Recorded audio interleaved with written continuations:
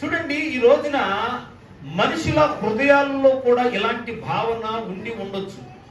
చూడండి, ఆ రోజున మనము పేద స్థితిలో ఉన్నప్పుడు, ఆ రోజున మనం ఆర్థికమైన పరిస్థితుల్లో ఉన్నప్పుడు, లేకపోతే మనము కష్టకాలములో ఉన్నప్పుడు, చాలా ఇరుకులలో ఇబ్బందులలో మన బ్రతుకులు సాగుతున్నప్పుడు ప్రభువుని మనం గణపరిచాము, ప్రభువుని మనం మహింపరిచాము, ప్రభువుని ఆరాధించాము, ప్రభు సన్నిధిలో నిత్యము మనం ఉండటానికి ప్రయత్నం చేశాము. అయితే ఈ రోజున దేవుడు నిన్ను దీవించిన తరువాత, ఈ రోజున దేవుడు నిన్ను అభివృద్ధి చేసిన తరువాత, ఈ రోజు దేవుడు నిన్ను ఒక ఉన్నతమైనటువంటి స్థితిలో ఉంచిన తరువాత గనక నీవు ఒకవేళ ఈ ఆలోచన, ఈ మనసును కలిగి ఉన్నావేమో ఒకసారి ఆలోచన చేయండి.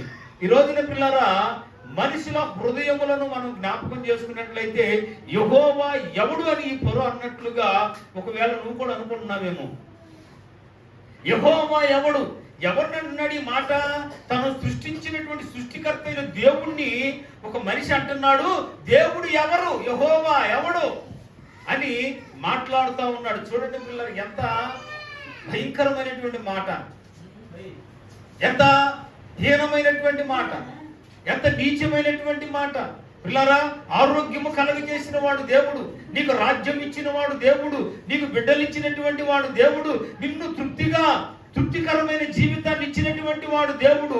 అటువంటి దేవుని పట్టుకుని ఈ రోజున ఎలా అంటున్నారంటే యెహోవా ఎవడు, దేవుడు ఎవడు?